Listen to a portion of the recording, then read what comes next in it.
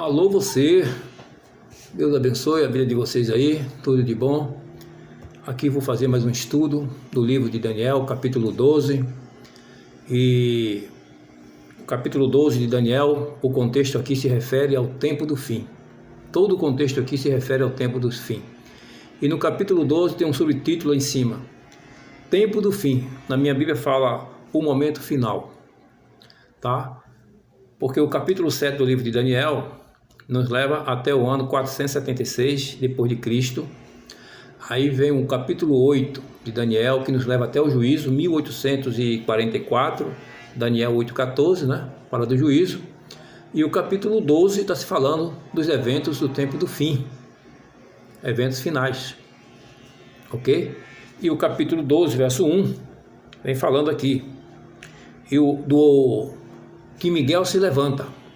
Capítulo 12, verso 1, está falando que Miguel se levanta. Isso ocorre depois do decreto dominical, ali pelos períodos das pragas, quando o povo de Deus está sendo perseguido, tem decreto de morte, né? Apocalipse 13,15 fala isso. Então Miguel se levanta ali para defender o seu povo, tá? E o versículo 2 do capítulo de Daniel 12 está falando da ressurreição especial, a ressurreição parcial, que ocorrerá mais para frente, né? Que está se referindo ali a todos aqueles que pregaram a mensagem do terceiro anjo de 1844, que morreram, né, na mensagem do terceiro anjo. Todos aqueles que pregaram a mensagem do terceiro anjo, que morreram na fé da mensagem do terceiro anjo, que é Ellen White, Tiago White, uma turma aí que, até dos nossos dias também, aqueles que estão pregando essa mensagem que venham a morrer, também serão ressuscitados, até dos nossos dias, tá? Então, o capítulo 2 está falando aqui da ressurreição especial, que fala também de Apocalipse 1, verso 7, daqueles que ultrapassaram Jesus, que são os soldados romanos que crucificaram Jesus, e Jesus falou para eles, fez uma promessa para eles, dizendo que eles viriam o Filho do Homem na glória. Então eles vão ser ressuscitados, juntamente com o povo de Deus, aqueles que pregaram a mensagem do terceiro anjo, mas só que os ímpios morrem. Esses homens, depois que ele vê Jesus, eles morrem. E o povo de Deus que ressuscitam ali, ressuscita com o corpo glorificados e vê Jesus voltar e fica com Jesus até a eternidade.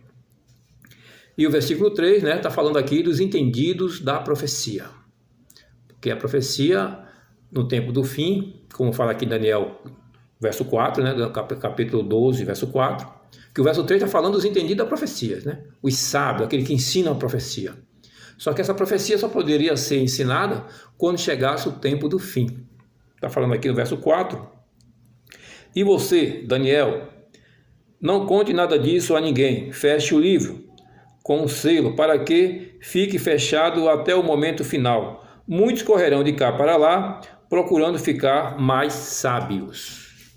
Ou seja, a profecia só poderia ser estudada a partir quando começasse o tempo do fim. E o tempo do fim começou em 1798, após a prisão do Papa Pio VI, porque a Bíblia era um dos livros proibidos pelo Papa. E o Papa dominava o mundo naquela época, totalmente o mundo todo. Era o governo mundial, que ele governava o mundo todo, e a Bíblia era um dos livros proibidos. Então, depois de 1798, foi que a Bíblia foi liberta e começou a ser estudada. Mas a profecia só poderia ser estudada quando chegasse o tempo do fim. Verso 5. Então eu vi dois anjos de pé na beira do rio, um de um lado e o outro do outro.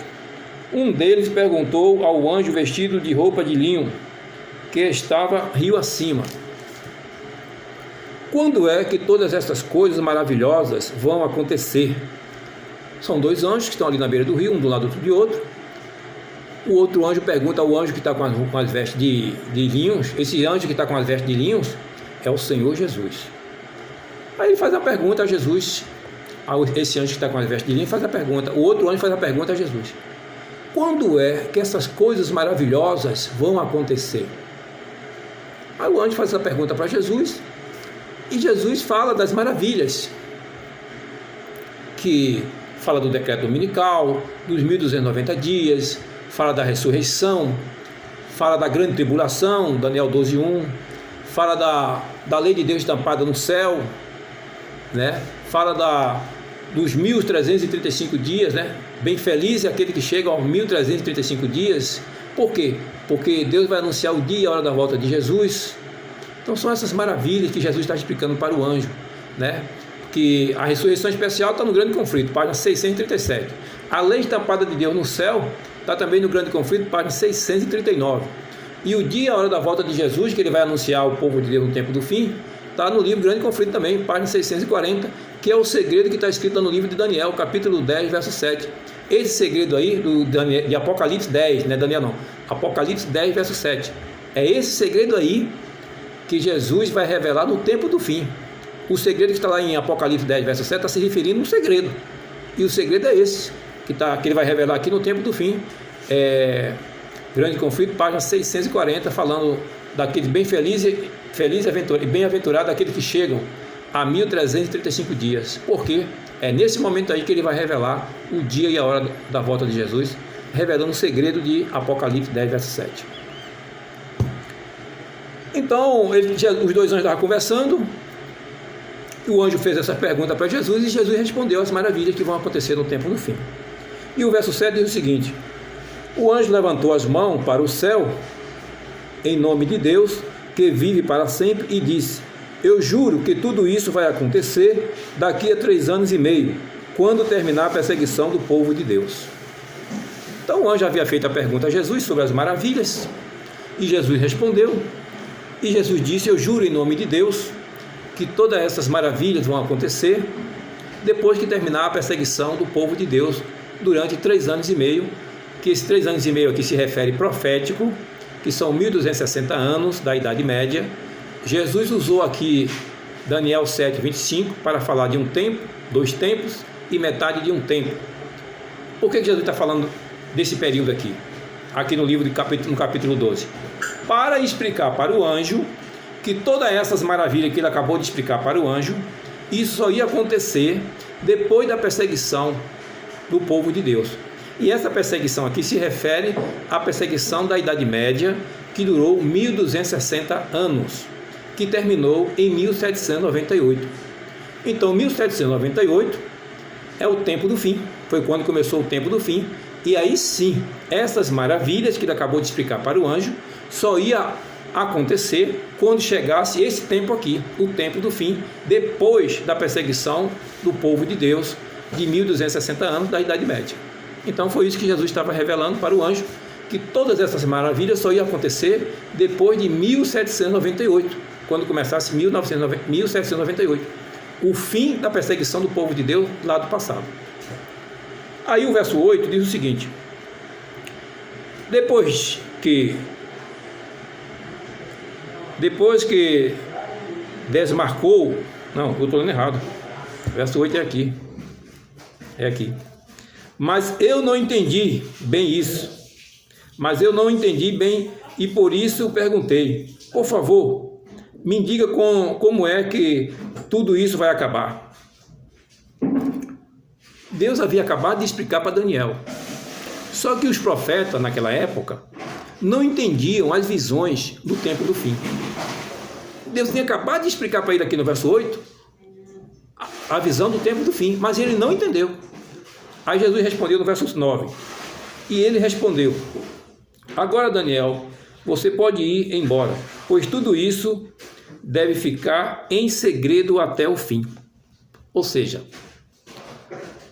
essas revelações só poderiam acontecer quando chegasse o tempo do fim. Aí Deus mandou Daniel fechar o livro, selar e dizer que essa profecia só ia ocorrer quando chegasse o tempo do fim. Verso 10 agora.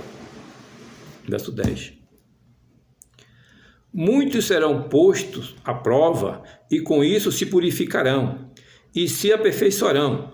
Os maus continuarão na sua maldade e nenhum deles entenderá o que está acontecendo, mas os sábios entenderão. Esse versículo 10, Jesus está falando da grande abominação, do grande dia, da grande tribulação. Isso ocorre depois do fechamento da porta da graça. Quando ele fechar a porta da graça, ele vai citar aquelas frases que está no livro de Apocalipse 22:11. Continue o ímpio na prática da imundícia e o santo continue a praticar na prática da justiça. É quando ele fecha a porta da graça.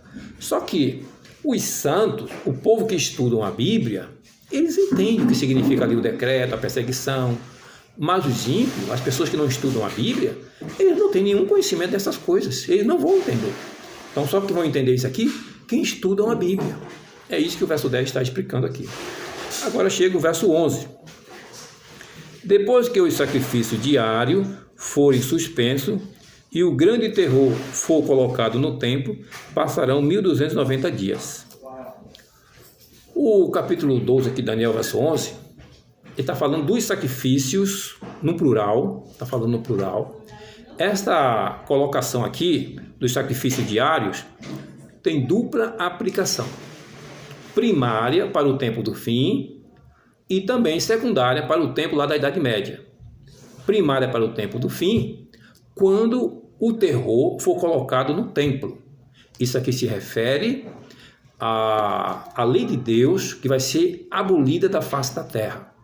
O grande terror vai ser isso, eles vão destronar Deus do trono, vão tirar a lei de Deus, a palavra de Deus da face da terra, conforme está escrito em Amós 8, verso 11 e 12, que a palavra de Deus vai ser banida da face da terra. Eles vão banir Deus da face da terra.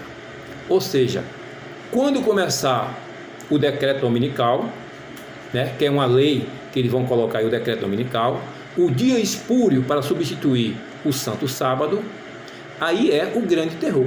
O grande terror é a abominação dos últimos dias, que eles vão anular o sacrifício diário, que é a palavra de Deus, que é o ministério de Cristo no santuário celestial. E que na Idade Média, também o sacrifício diário, aplicando para a Idade Média, secundária, no sentido de que esses sacrifícios diários representam o ministério de Cristo da intercessão, que no período da Idade Média eles substituíram a intercessão de Cristo pela confissão auricular, ou seja, anulando Deus no ministério da intercessão. Então as pessoas que queriam confessar seus pecados deveriam ir ao padre, ao papa, aos confessionários, e anulando Cristo, tinha que ir aos homens lá, aos papas, aos padres, para confessar os seus pecados, e assim eles anularam Deus do ministério da intercessão, da mente do povo, apagando isso aí da mente do povo. E também, quando estudamos a mensagem do santuário terrestre, ali vem explicando, né, sobre o sacrifício diário, sobre a morte de cordeiros, que ocorria de manhã e de tarde, todos os dias, que eram 9 da manhã e 3 da tarde, que era dirigido ali pelo sacerdote, e que esse sacerdote representa o ministério de Cristo da intercessão no santuário celestial. Então, quando chegar o período do decreto dominical, como está escrito aqui em Daniel 12, 11, conta-se 1290 dias. Quando chegar a desolação desoladora, conta-se 1290 dias. Agora veja bem, tem alguns teólogos adventistas, que eles colocam essa desolação desoladora no ano de 508, se referindo ali à conversão de Clovis. Quer dizer, isso não tem nada a ver. Não é o que a Bíblia fala, não é o que o Espírito de Profecia fala. Porque a conversão de Clovis foi em 496. Comentário Bíblico Adventista, volume 4, página 836, confirmam isso. É só você ir lá e conferir no Comentário Bíblico Adventista, volume 4, página 836.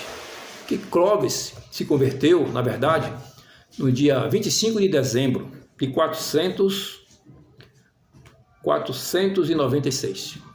Está lá no Comentário Bíblico Adventista. Então não é correto colocar o ano 508 como a desolação desoladora. Em 508 não teve nenhuma desolação desoladora. 508? Desolação desoladora? A conversão de Clovis? Tem nada a ver isso aí. Agora, olha o que diz o grande conflito. Página 36. A profecia do Salvador relativa aos juízos que deveriam cair sobre Jerusalém há de ter outro cumprimento. Terríveis têm sido os resultados da rejeição da autoridade do céu nas revelações do futuro. Agora, grande conflito, página 25. A profecia que ele proferiu era dupla em seu sentido, ao mesmo tempo em que prefigurava a destruição de Jerusalém. Olha, se refere a Jerusalém, ano 70, não ano 508. Representava igualmente os terrores do último grande dia. Agora, grande conflito, página 26. A hora temida viria, súbita e rapidamente. E o Salvador advertiu os seus seguidores quando, pois, virdes que a abominação da desolação de que falou o profeta Daniel está no lugar santo. O lugar santo é Jerusalém. Quem lê, entenda. Então, os que estiverem na Judéia, fujam para os montes. Está escrito em Mateus 24, 15 e 16. E também em Lucas, capítulo 21, verso 20, se referindo ao ano 70 a Jerusalém. Ou seja, Roma imperial, no ano 70, destruiu o templo. E no final dos tempos, será Roma papal. Então, a desolação desoladora, a devolação desoladora, como é? Deixa eu ler aqui. O grande terror, né? A desolação desoladora, que ocorreu no ano 370, lá em Jerusalém, e ocorrerá agora no tempo do fim. Agora, como é que entra aí 508? Porque Deus está dizendo, conforme o profeta Daniel, quem lê, entenda. Mateus 24, verso 15 e 16, o grande conflito está falando isso, e ele manda ir para a Bíblia também, conferir em Mateus 24, verso 15 e 16, Bíblia e Espírito de Profecia confirmando. Aí você vai em Lucas 21, verso 20, confirmando que é Jerusalém. A desolação desoladora ocorreu em Jerusalém no ano 70, Roma imperial, e no tempo do fim, Roma papal. São esses dois períodos que a Bíblia está falando aqui. Não é correto colocar a abominação desoladora como a conversão de Clovis. Por quê? Jesus respondeu para o anjo, no livro de Daniel 12, verso 5 a 6, quando o anjo fez a pergunta ali, e Jesus respondeu no verso 7, o versículo 7, Daniel 12, verso 7, Jesus respondeu. Né? Ele respondeu ali, no verso 7. Depois de quê? Essas maravilhas iam acontecer? Depois de um tempo, dois tempos, né? E metade de um tempo. Ele usou ali Daniel 7, 25, para se falar dos 1260 anos da Idade Média, se referindo, quando acabasse a perseguição do povo de Deus, é que ia surgir essas maravilhas que ele estava explicando para o anjo. Então, como é que entra aí a desolação desoladora em 508, na conversão de Clovis? Não tem nada a ver uma coisa com a outra.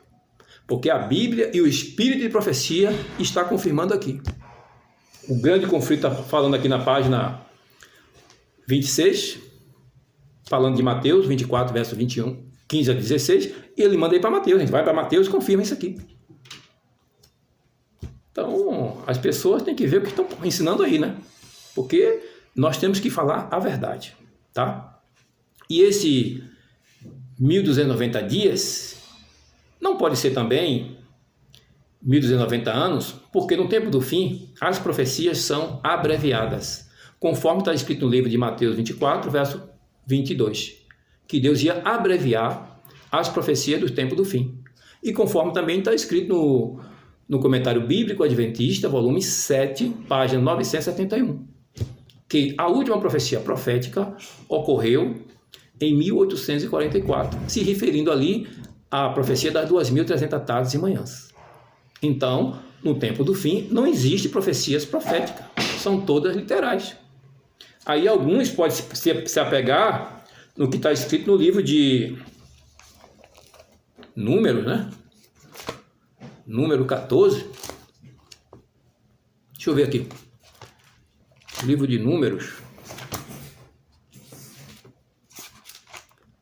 Número 34. 14, 34.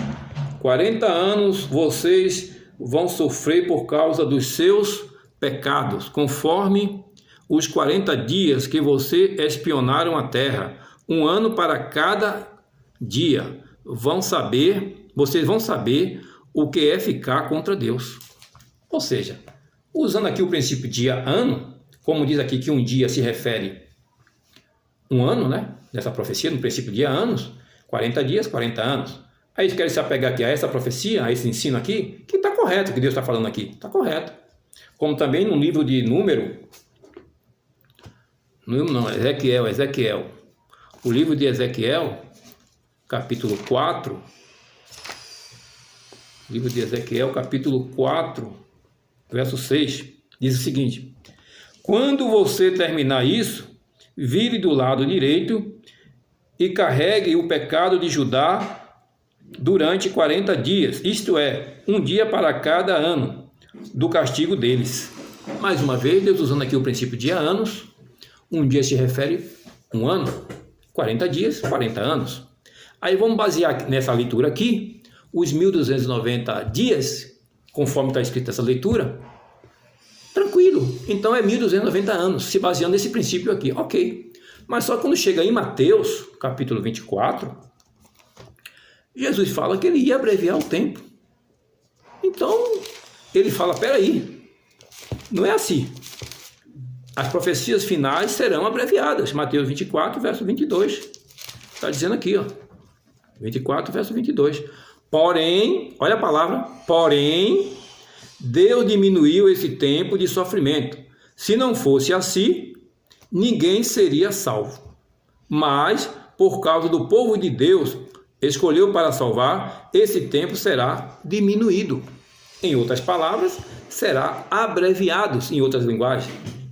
Ou seja, quando chega nesse contexto aqui de Mateus 24, verso 22, Deus está falando que ele vai abreviar as profecias do tempo do fim, conforme está escrito no comentário bíblico adventista, volume 7, página 971, que não existe mais profecias proféticas para o tempo do fim.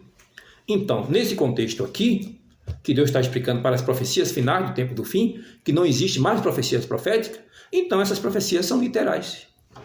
Então, o que ocorre aqui? Esses dias aqui são literal, não profético. Então, significa que são 1290 dias. Todas as profecias finais são literal. E conforme aqui também no livro de Daniel 12, verso 12, nós vamos ver essa mensagem final, se referindo a 1335 dias, né? Que ele fala, feliz aquele que chega aos 1335 dias. Aqui, ó. Felizes aqueles que continuarem fiéis a Deus por 1335 dias. Esses 1335 dias também são literal. São todas literais aqui. Tá? Por que felizes que chega a esse dia? Porque Deus vai mostrar o dia e a hora da volta de Jesus. Deus vai mostrar o dia e a hora da volta de Jesus. Está escrito aqui, Grande Conflito, página 640. 640. Aqui, a página 637 fala da ressurreição especial. 639 fala da lei estampada no céu, que vai apresentar a lei de Deus, 10 mandamentos brilhando, vai apresentar no céu. E na página 640, Deus está falando aqui. A voz de Deus é ouvida no céu, declarando o dia e a hora da volta da vinda de Jesus e reafirmando o concerto eterno com seu povo. Aí é o momento final, o momento de consagração. Deus faz um concerto final com o seu povo e antes de Jesus voltar, ele vai dizer o dia e a hora da volta de Jesus. Ele vai estar revelando o segredo que está lá em Apocalipse 10, verso 7. Ali tem um segredo. Esse segredo de Apocalipse 10, verso 7, Deus vai revelar agora no tempo do fim. E o segredo é esse que ele vai revelar para o povo, o dia e a hora da volta de Jesus. Então, é isso que a palavra de Deus está mostrando para todos nós, né? E que nós deveremos estudar a Bíblia e botar em prática o que Deus está falando aqui. Né? Testemunhos para a igreja, né? Testemunho para ministros. Testemunhos para ministros, página 114. Quando uma mensagem é apresentada ao povo de Deus, não se deve este levantar em oposição a ela. Devem ir à Bíblia, comparando-a com a lei e o testemunho. E se não suportar a aprovação, não é verdadeira. Se não suportar a prova, não é verdadeira. Então, Testemunhos para Ministros, página 114, Deus está pedindo para comparar Bíblia e Espírito de Profecia. E esse contexto aqui que nós estamos falando aqui, Deus está pedindo para... Acabamos de ler aqui um grande conflito, né? Página 36, página 25, página 26 do grande conflito. Deus está pedindo para ir em Mateus 24, verso 15 e 16. Aí quando você chega em Mateus, capítulo 24, verso 15 e 16, está falando da destruição de Jerusalém. E Lucas, capítulo 21, verso 20, está falando exatamente do ano 70 ali, que foi destruído o templo em Jerusalém, do ano 70. Então, como é que entra Clovis? Entra 508, a conversão de Clovis. Aí eles colocam ali 508 a 1798, conta mais 45 dias, 45 anos, para chegar a 1843. Não tem base bíblica isso aí. Nem Espírito de Profecia. Quer dizer, uma invenção. Aí ensina isso para o povo. Como é que é isso? Tem que ensinar isso para o povo e acabou. Nem ensina, na verdade, essas mensagens no público, porque eles sabem que estão erradas. Ah, na internet todo mundo já sabe disso. Está todo mundo sabendo isso. Só que tem muita gente oculta, calado, e não quer falar. Mas tem que falar, tem que pregar a verdade, porque tem muita gente que não sabe. Tem muitos anciãos também que sabem, mas estão caladinhos, estão omissos, estão submissos, estão omissos, né? Ocultando essas coisas. Quer dizer, eu não posso ser cúmplice do pecado dos outros, do pecado de ninguém. E ninguém pode ser cúmplice do meu pecado. Porque está escrito em Apocalipse 22, verso 18 e 19, se eu não pregar de acordo com o que está escrito ali, não vou entrar no reino do céu, vai ser reprovado. Porque está desobedecendo a ordem divina, isso gera pecado. Bom, se cometer esse erro aí, há a oportunidade de corrigir. Por que não faz uma reforma? Não pede perdão a todo mundo e diante de Deus, que é Ele que garante a salvação, e fica todo mundo em paz, feliz. Podemos pregar a palavra de Deus à vontade, tranquilo. Aí quem quer pregar a verdade é tirado do púlpito, ainda fica passando como uma heresia, um fariseu. Quer dizer, inversão de valores.